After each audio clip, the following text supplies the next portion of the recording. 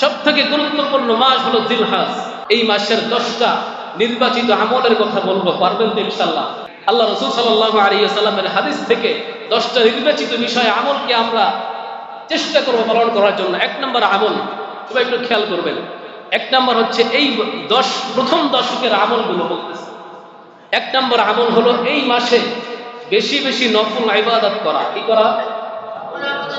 সবাই বলেন, নফল ইবাদত করা। কারণ এই মাসে যদি আপনি বেশি বেশি নফল ইবাদত করেন, যেহেতু মাসটা গুরুত্বপূর্ণ, যেহেতু আল্লাহর কাছে অনেক ফজিলতপূর্ণ, আল্লাহ চাইলে এই 10 দিনের আমলের ওসিলায় আপনার জিন্দেগীর গুনাহগুলো আল্লাহ মাফ করে দিতে পারেন। এজন্য বেশি বেশি আপনি সব সময় যে আমল করেন, আমল করবেন। পাশাপাশি আপনি নামাজ পড়তেছেন, নামাজ শেষ হয়ে গেছে, বা আগে আসছেন, আগে আসার পর আপনি 2 রাকাত নামাজ পড়লেন।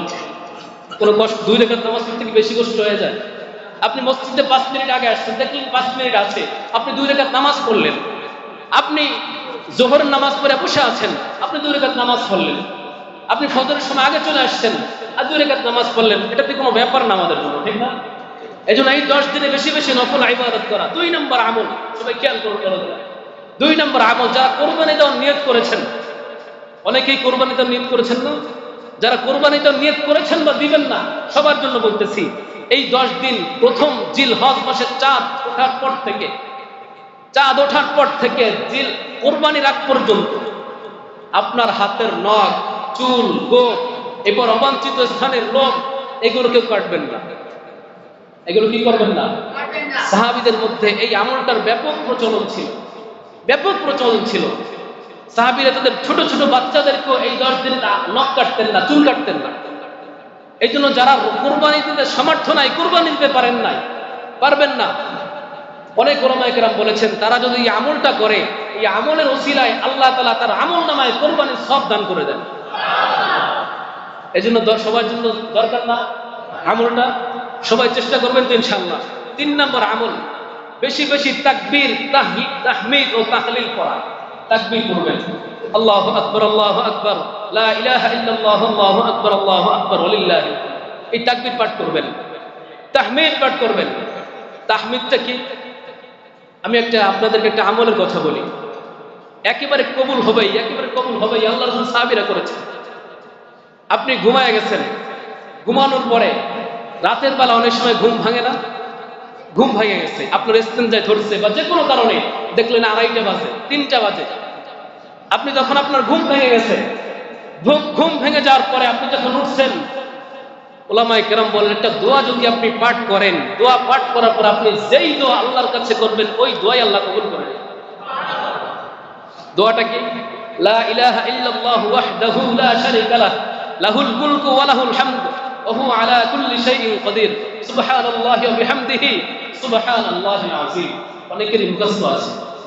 এই দোয়াটা যদি আপনি পড়েন রাত 9টার সময়, সমস্ত মানুষ যখন ঘুমায় আছে, আল্লাহ রাসূল সাল্লাল্লাহু আলাইহি ওয়াসাল্লাম বলেন, সমস্ত মানুষ ঘুমায় আছে, আপনার ঘুম ভেঙে গেছে, আল্লাহর পক্ষ থেকে একটা নিয়ামত আপনি পেয়েছেন, আপনার ঘুম ভেঙে গেছে, আপনি উঠে যদি এই দোয়াটা পাঠ করেন, দোয়া পাঠ করার পরে মনে মনে আল্লাহর কাছে চিন্তা করেন, আল্লাহ, ইনকাম নাই, সংসারে শান্তি নাই, স্ত্রী কথা শুনে না, ছেলে সন্তান কথা শুনে না, ছেলে মেয়ে পড়াশোনায় পারে না, আমার টাকা পয়সার দরকার।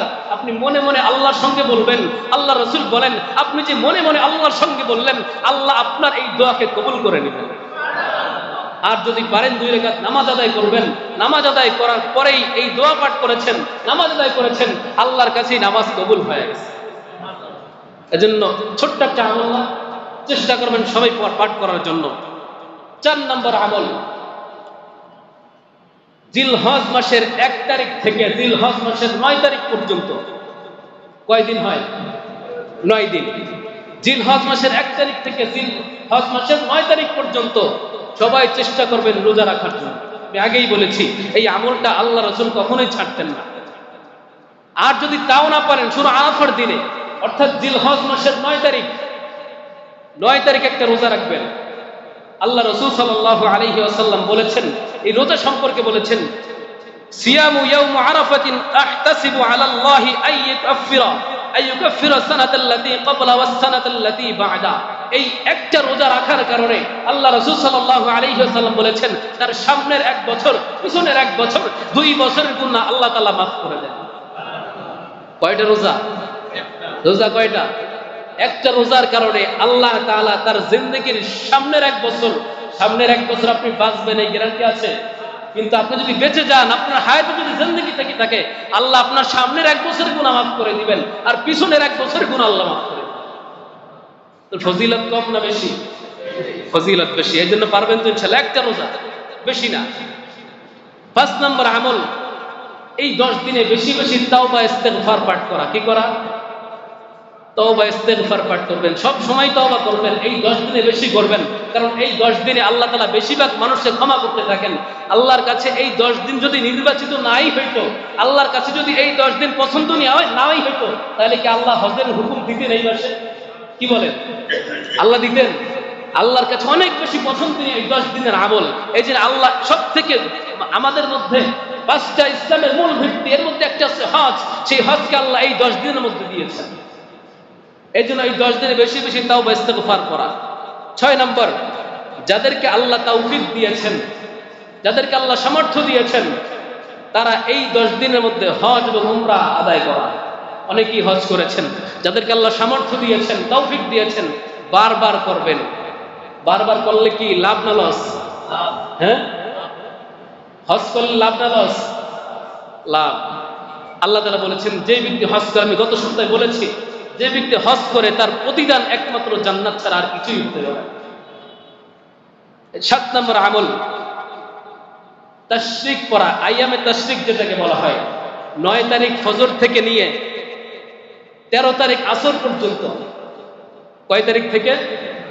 9 তারিখ ফজর থেকে নিয়ে 13 তারিখ আসর পর্যন্ত তাকবীর পাঠ করা। প্রত্যেক ফরজ নামাজের পরে এই তাকবীরটা পড়া হচ্ছে ওয়াজিব। এই তাকবীরটা পড়া মহিলারা আস্তে আস্তে পড়বে বাসায় বসে। আপনি যদি একা একই নামাজ পড়েন, তাও আপনার পাঠ করা লাগবে। আপনি যদি জামাতে নামাজ পড়েন, সবার সাথে একসাথে পাঠ করবেন। সবাই পড়েন, আল্লাহু আকবার, আল্লাহু আকবার, লা ইলাহা ইল্লাল্লাহ, আল্লাহু আকবার, আল্লাহু আকবার, ওয়ালিল্লাহিল হামদ। এই তাকবীর বেশি বেশি পাঠ করা। 8 নম্বরে, এই 10 দিনে বেশি বেশি আল্লাহর নামের জিকির করা। কি করা? আল্লাহর নামের। কার নামের জিকির? নাকি বাবার নামের? হ্যাঁ, আল্লাহর নামের জিকির। আমাদের দেশে অনেক মুর্শিদ আছে, যেই মুর্শিদের মুরিদরা তার মুর্শিদের নামে জিকির করে, আছে না? জিকির হবে কার নামে? স্পষ্ট জিকির, কোন অস্পষ্ট না। এগুলো কোন জিকির না, স্পষ্ট জিকির। আল্লাহ আল্লাহ, আল্লাহর নামের জিকির করবেন, সুবহানাল্লাহ, আলহামদুলিল্লাহ, লা ইলাহা ইল্লাল্লাহ। স্পষ্ট জিকির, জিকির হবে স্পষ্ট। এখানে অস্পষ্ট তো কিছু নাই। আল্লাহর নামের জিকির করবেন, আল্লাহ আল্লাহ বলবেন। এখানে অস্পষ্ট কিছু আছে? উচ্চ স্বরে বলবেন আল্লাহ আল্লাহ, সুবহানাল্লাহ, আলহামদুলিল্লাহ। কোন মুর্শিদের নামে জিকির করলে কিন্তু কোনো লাভ নাই। লাভ আছে? পীরের নামে জিকির করলে লাভ আছে? জিকির হবে কার নামে? আল্লাহর নামে।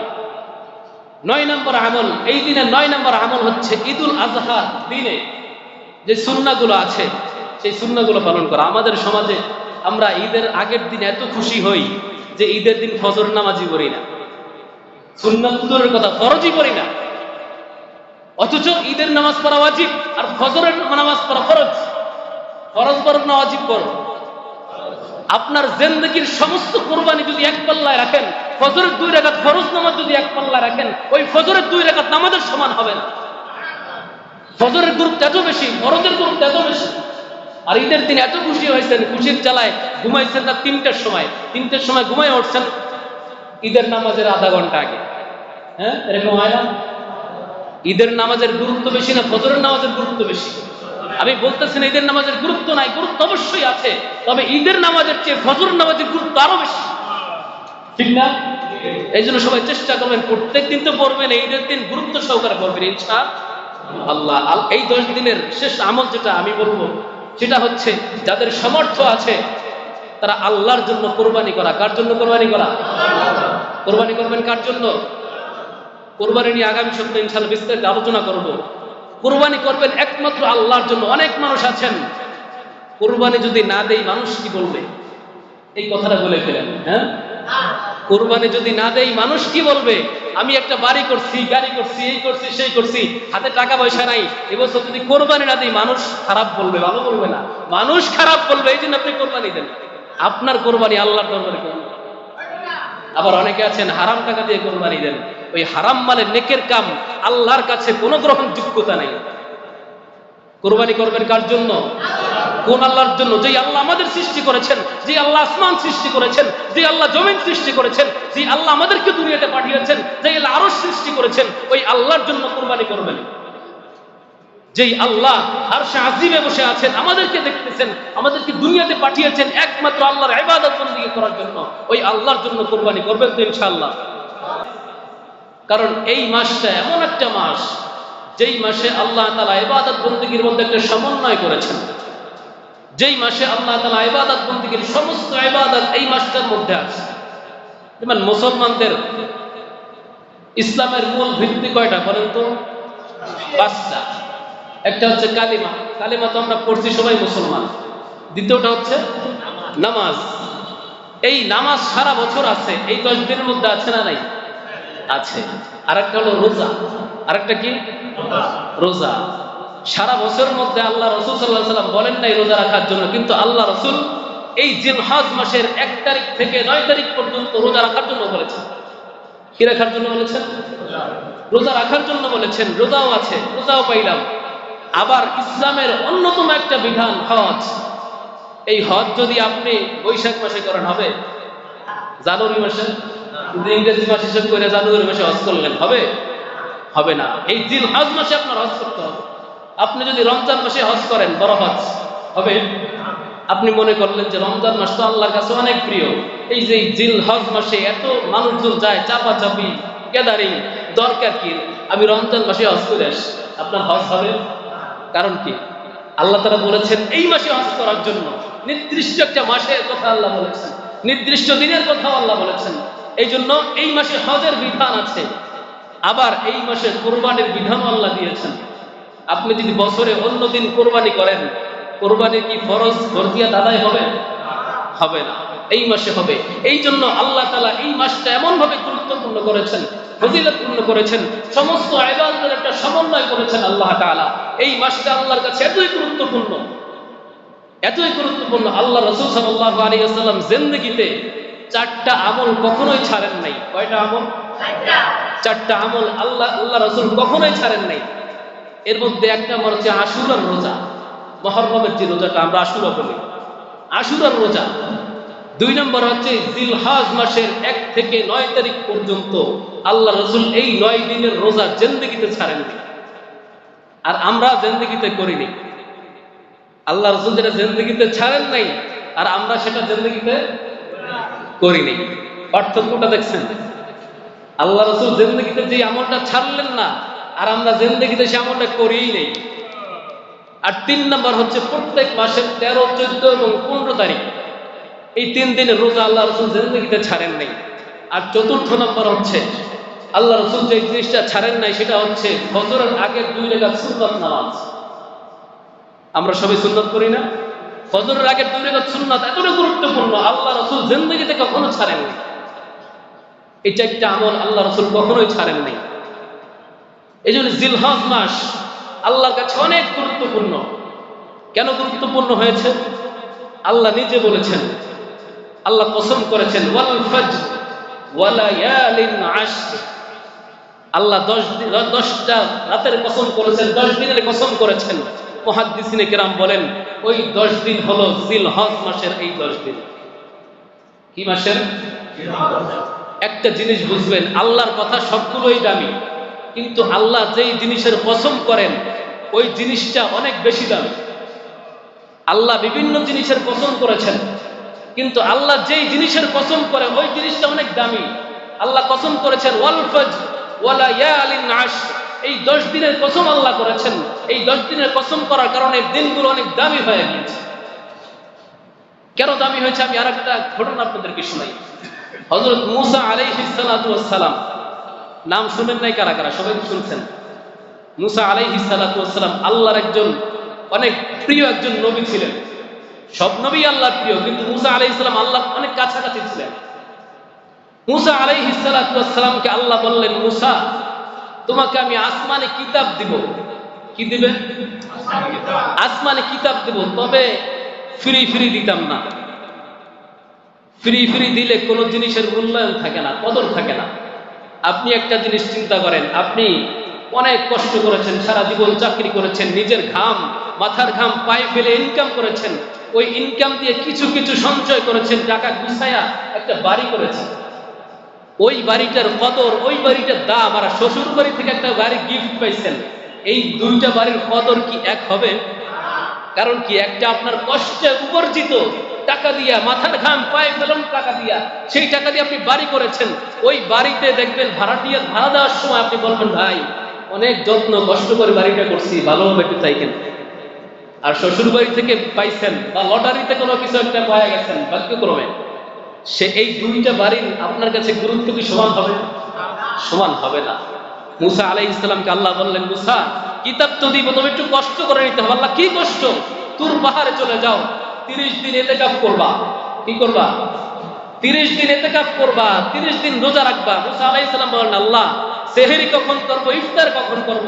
আল্লাহ বলে, সেহরিও না ইফতারও নাই, আজকে সেহরি করবা, 30 দিন পরে ইফতার করবা। পারবেন? হ্যাঁ, সম্ভব আমাদের জন্য?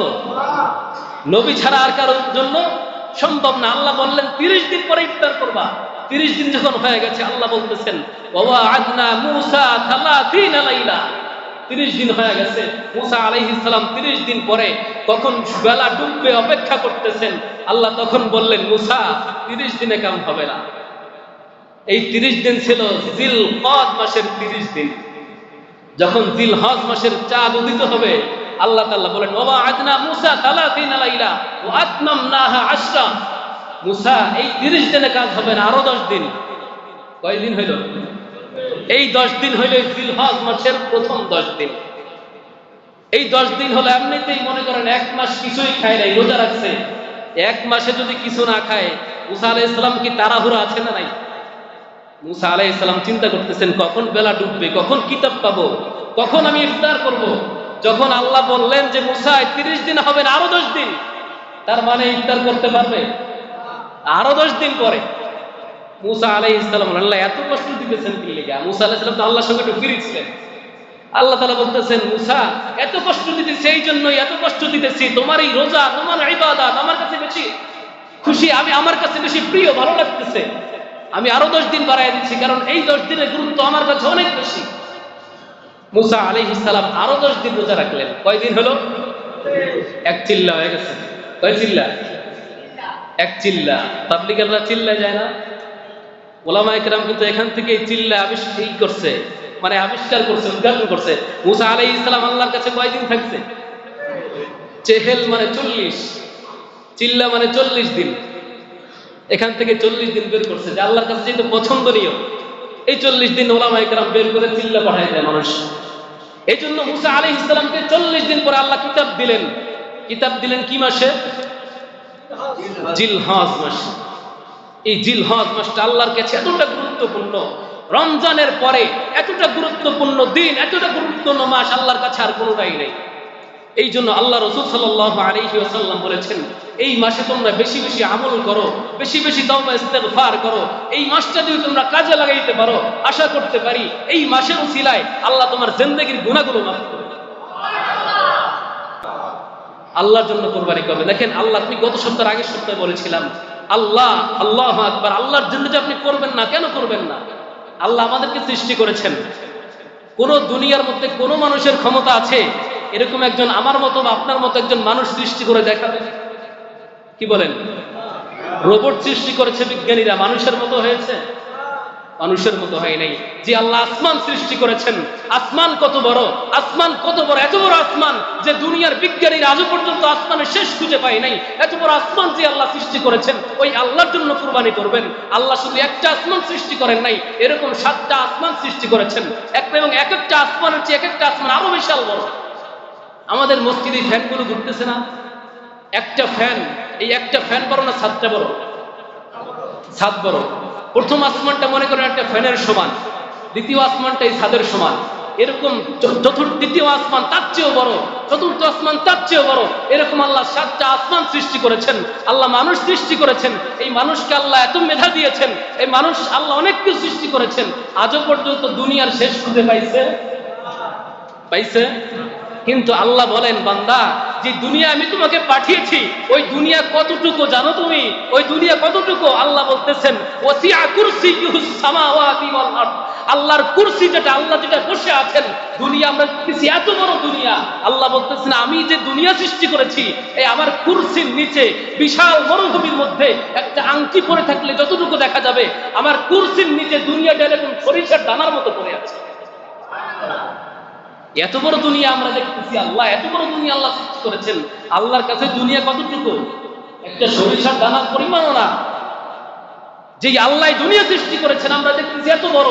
যে আল্লাহ আসমান সৃষ্টি করেছেন, আসমান এত বড়, এবার দ্বিতীয় আসমান এত বড়। আল্লাহ বলতেছেন বান্দা এত বড় দেখতেছো, এত বড় দেখতেছো, এগুলো আমার কাছে একটা সরিষার দানার মতো না।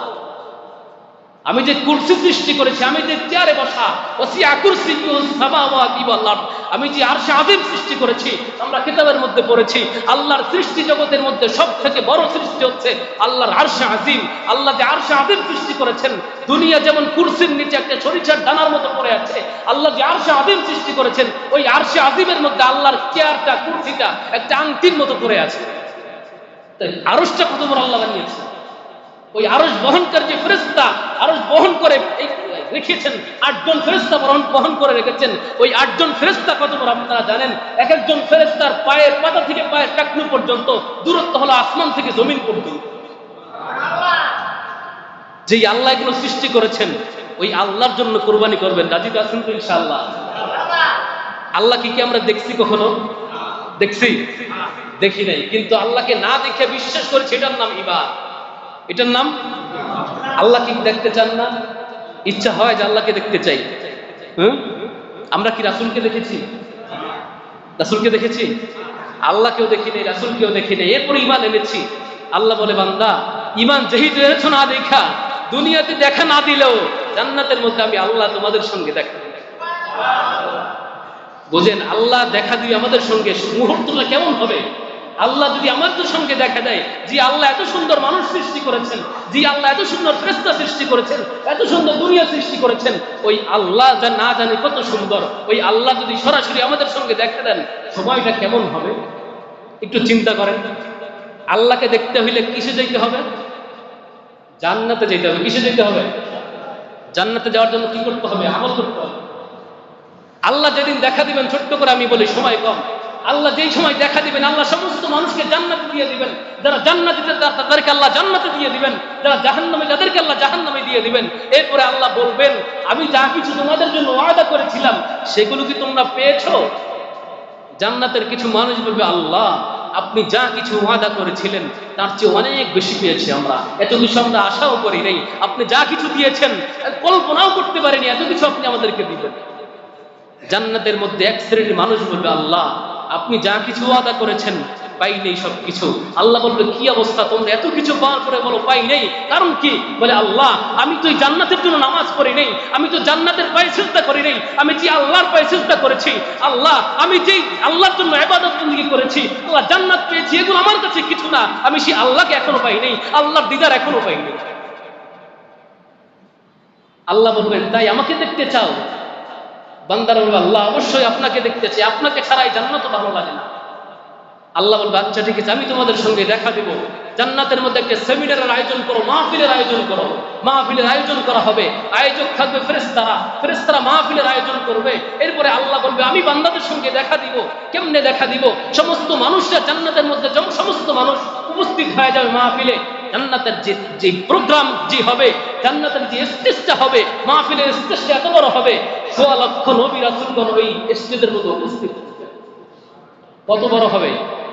যেই স্টেজে 1.25 লক্ষ মানুষ উপস্থিত থাকে, স্টেজের মধ্যে 2টা চেয়ার থাকবে, একটা সভাপতির চেয়ার আর একটা প্রধান অতিথির চেয়ার, 2টা চেয়ার থাকবে। মুহাম্মদুর রাসূলুল্লাহ বলেন ডান পাশের চেয়ারে থাকবে লা ইলাহা ইল্লাল্লাহ, বাম পাশের চেয়ারে থাকবে মুহাম্মদুর রাসূলুল্লাহ। সাহাবায়ে কেরাম বলেন ইয়া রাসূলুল্লাহ ইয়া হাবিবাল্লাহ, ওই মাহফিলের লাইটের কোনো ব্যবস্থা থাকবে কিনা? আল্লাহ রাসূল ডাক দিয়ে বলে ও সাহাবীরা রে, যেই মাহফিলে আল্লাহ উপস্থিত থাকবেন, যেই মাহফিলে মুহাম্মদুর রাসূলুল্লাহ উপস্থিত থাকবেন, ওই মাহফিলে আলাদা কোনো লাইটের প্রয়োজন হবে না। আমি রাসূলের চেহারার নূরের আলোতে, আল্লাহর চেহারার নূরের আলোতে পুরো মাহফিলটা আলোকিত হয়ে যাবে। কেমন মাহফিল হবে? আল্লাহ তাআলা উপস্থিত হবেন, সভাপতির চেয়ারে আল্লাহ বসে থাকবেন, প্রধান অতিথির চেয়ারে মুহাম্মদুর রাসূলুল্লাহ বসে থাকবেন। এরপরে আল্লাহ বলবেন, ও জান্নাতবাসীরা, দুনিয়ায় অনেক গজল শুনেছো, হাম শুনেছো, আজকে কি শুনতে চাও? জান্নাতবাসীরা বলল, আল্লাহ অবশ্যই শুনতে চাই। আল্লাহ ইসরাফিল আলাইহিস সালামকে বলবেন, তোমার কণ্ঠের মধ্যে অনেক পাওয়ার দিয়েছিলাম, তোমার কণ্ঠ অনেক সুন্দর করেছিলাম, আজকে আমার জান্নাতি মানুষদেরকে তুমি একটা হামদে বাড়ি তালা শোনায় দাও, আমার সামনে একটা গজল শোনায় দাও। ইসরাফিল আলাইহিস সালামের কণ্ঠে গজল শুনবেন, কেমন লাগবে একটু চিন্তা করেন। ইসরাফিল আলাইহিস সালাম গজলে টান দিবেন, মানুষগুলো খুশিতে আত্মহারা হয়ে যাবে, চিৎকার মারবে, আল্লাহ এত সুন্দর কণ্ঠ তো আমরা জিন্দেগিতে শুনি নাই। মানুষগুলো খুশিতে বেহুশ হয়ে যাবে। আল্লাহ আবার খুশি এনে বলবেন, এখনো তো আমার কালামুল্লাহর তেলাওয়াত শুনো নাই। আল্লাহ বলবেন, এর চেয়ে মধুর কিছু শুনতে চাও? জান্নাতবাসী আল্লাহ অবশ্যই শুনতে চাই। তখন দাউদ আলাইহিস সালাম বলবে, দাউদ রে, তোমাকে দুনিয়াতে এত সুন্দর কণ্ঠ দিয়েছিলাম, তুমি যখন জাবুর তেলাওয়াত করতা, মাছ পর্যন্ত পানি থেকে উঠে আসতো তোমার জাবুর শোনার জন্য। তুমি যখন জাবুর তেলাওয়াত করতা, পশু পাখিরা পর্যন্ত তোমার জাবুর শোনার জন্য উপস্থিত হয়ে যাইতো। দাউদ রে, আজকে আমার জান্নাতের মানুষদেরকে তুমি পুরা কালামুল্লাহ শরীফের তেলাওয়াত শোনায় দাও। দাউদ আলাইহিস সালাম বলবে, আল্লাহ আমি তো মুহাম্মদ সাল্লাল্লাহু আলাইহি ওয়াসাল্লাম জামানায় আসি নাই, আমি তো কোরআন পড়তে জানি না।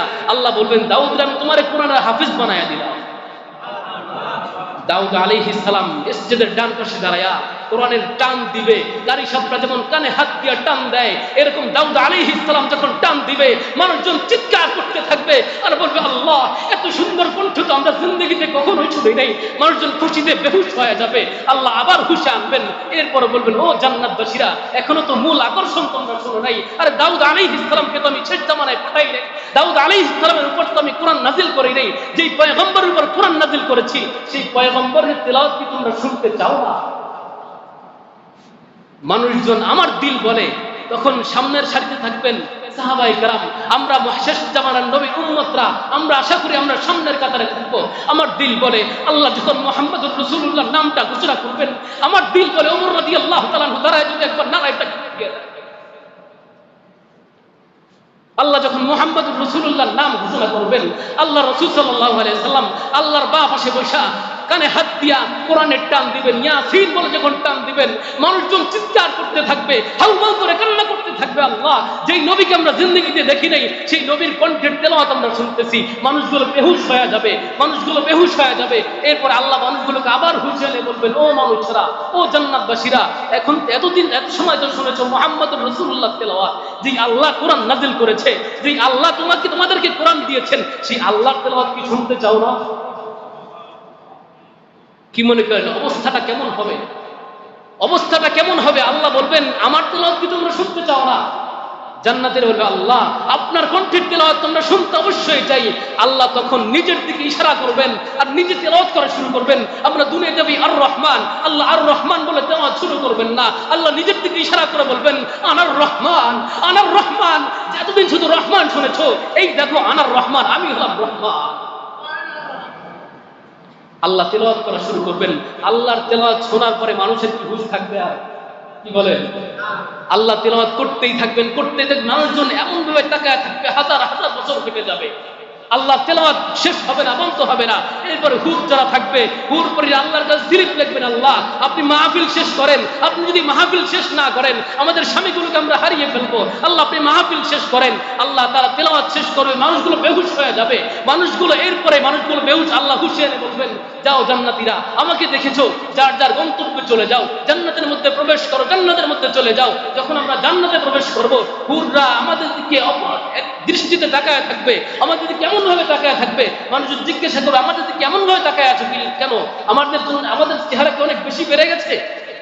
হুররা বলবে, খোদার কসম করে বলি, তোমরা মাহফিলে যাওয়ার আগে যে চেহারা ছিল, সর্বশ্রেষ্ঠ চেহারা ছিল, আল্লাহর সামনে বসার কারণে, আল্লাহর নূরের তাজাল্লিতে তোমাদের চেহারা আরো কোটি গুণ বেশি সুন্দর হয়ে গেছে। ওই আল্লাহকে কি দেখতে মন চায় না? চাই তো? আল্লাহকে যদি দেখতে মন চায়, আল্লাহকে যদি দেখতে মন চায়, আল্লাহর তেলাওয়াত যদি শুনতে মন চায়, তাহলে কোথায় যাওয়া লাগবে ভাই? জান্নাতে যাওয়া লাগবে। তো জাহান্নামে গিয়ে কি আল্লাহকে দেখা যাবে? হ্যাঁ, জাহান্নামে যাই তো পিটানির উপরে থাকবেন, জাহান্নামে যেহেতু আগুনে একেবারে পুরা, আপনার কোনো হুঁশ থাকবে না। জাহান্নামে যাওয়ার পরে মানুষ শুধু চিৎকার করবে আর কান্না করবে, বলবে আল্লাহ দুনিয়াতে আরেকবার পাঠায় দেন, দুনিয়াতে যাওয়ার পরে এরপর আমি আমল করবো, আখলাক করবো, আমল নামাজ করবো, এই করবো, সেই করবো। আল্লাহ বলবেন আর দ্বিতীয়বার সুযোগ নেই। এই জন্য জান্নাতে যেতে হলে এই আমলগুলো করতে হবে, আর আমলগুলো করবেন। আল্লাহ বলেন ইন্নাল্লাযীনা আমানু ওয়া আমিলুস সালিহাতি কানাত লাহুম জান্নাতুল ফিরদাউসি নুজুলা। বান্দা জান্নাতে যে যাইবা, জান্নাতে যাওয়ার জন্য তোমরা দুইটা কাজ করবে, একটা ঈমান আর একটা আমল। কয়টা কাজ? সবাই বলেন কয়টা কাজ? দুইটা কাজ করবা। আর আল্লাহ রাসূল সাল্লাল্লাহু আলাইহি সাল্লাম বলেছেন আল্লাহ তো জান্নাত দিবেন, তবে তোমরা আল্লাহর কাছে সব সময় জান্নাতুল ফিরদাউস চাইবা। কারণ জান্নাত কয়টা? দুইটা। দেখছেন অবস্থা, জান্নাত নাকি দুইটা। আল্লাহ জান্নাত সৃষ্টি করেছেন। মনে করেন, আমি আপনাদেরকে একটা উদাহরণ দেই, সময় শেষ। আপনাদের এই সিদ্ধিরগঞ্জ উপজেলায় কিছু কম্বল আসছে, 300 কম্বল আসছে। মনে করেন 300 কম্বল আসছে, এই অঞ্চলের যিনি এমপি তার কাছে আসছে। এখন আমাদের সভাপতি সাহেবের সাথে এমপি সাহেবের সাথে ভালো সম্পর্ক। এখন এই 300 কম্বলের মধ্যে 50টা কম্বল আছে খুব ভালো ভালো মানে। এখন এইটা সভাপতি সাহেব জানে, কারণ তার সাথে সম্পর্ক কি ভালো। এই জন্য আপনি যখন যাইতেছেন রাস্তার মাথায় সভাপতি সাহেবের সাথে দেখা হয়ে গেছে, সভাপতি জিজ্ঞাসা করলেন কোথায় যাও, এমপি সাহেব নাকি কম্বল দিবে, সেখানে যাইতেছে। সভাপতি সাহেব আপনার কানে কানে বলে দিল 300 কম্বল দিবে, 300-র মধ্যে কিন্তু মানে যেগুলো নর্মাল সেগুলো আগে দিবে। তুমি এমপি সাহেবের কাছে ভালো কম্বলটা চাইয়ে নেবা, কারণ সে কি জানে যে 50টা ভালো কম্বল আছে। আপনাকে যদি নর্মালটা দিয়ে দেয় তাহলে আপনি নর্মালটা পাইলেন। আল্লাহ রসুলের সঙ্গে আল্লাহর সম্পর্ক ছিল ভালো, এই জন্য আল্লাহ রসুল বলেছেন জান্নাত কিন্তু 8টা, তবে একটা জান্নাত কিন্তু শ্রেষ্ঠ জান্নাত, জান্নাতের মধ্যে সব থেকে ভালো জান্নাত সেই আল্লাহর জান্নাত, জান্নাতুল ফিরদাউস। এই জান্নাতটা তোমরা আল্লাহর কাছে চাইয়া নিও। কি করে নিতে হবে? চাইয়া নিতে হবে। এবং আল্লাহ রাসূল বলেছেন এই জান্নাতটা পাইতে হলে তোমাদের কিছু আমল করতে হবে। মানুষ অনেকেই জান্নাতে যাবে কিন্তু জান্নাতুল ফিরদাউসে যাইতে পারবে না। এজন্য জান্নাতুল ফিরদাউসে যাওয়ার জন্য আলাদা কিছু আমল করতে হবে, যে আমলের কারণে আল্লাহ শ্রেষ্ঠ জান্নাত দিবেন। আপনার আমল যদি শ্রেষ্ঠ হয় জান্নাতও শ্রেষ্ঠ হবে, আপনার আমল যদি দুর্বল হয় জান্নাতও খারাপ বলা যায় না, কিন্তু জান্নাতও তো মোটামুটি দুর্বলটা পাবেন আপনি, ঠিক না? এই জন্য জান্নাতুল ফিরদাউসে যাইতে চান কারা কারা? হাতটা তুলে দেখান তো। ইনশাআল্লাহ আমরা আশা করি, ইনশাআল্লাহ সবাই হাত নামান। আমরা আশা করি ইনশাআল্লাহ, আমরা যেহেতু আখির জামানার উম্মত, আল্লাহ আমাদের শ্রেষ্ঠত্ব দান করেছেন, আল্লাহ আমাদের নবীকে সর্বশ্রেষ্ঠ নবী বানিয়েছেন, আল্লাহ আমাদেরকে সর্বশ্রেষ্ঠ উম্মত বানিয়েছেন। আমরা আশা করি, দিলে এই আশা করি যে আল্লাহ আমাদের সর্বশ্রেষ্ঠ জান্নাতটাই দিবেন ইনশাআল্লাহ। চান কিনা সবাই? আল্লাহ তাআলা আমাদের সবাইকে যে আমলের কথাগুলো বললাম ওই আমলগুলো করার তৌফিক দান করুন। আল্লাহ তাআলা আমাদের সবাইকে জান্নাতুল ফিরদাউসের মেহমান হওয়ার তৌফিক দান করুন। সকলে বলি আমিন।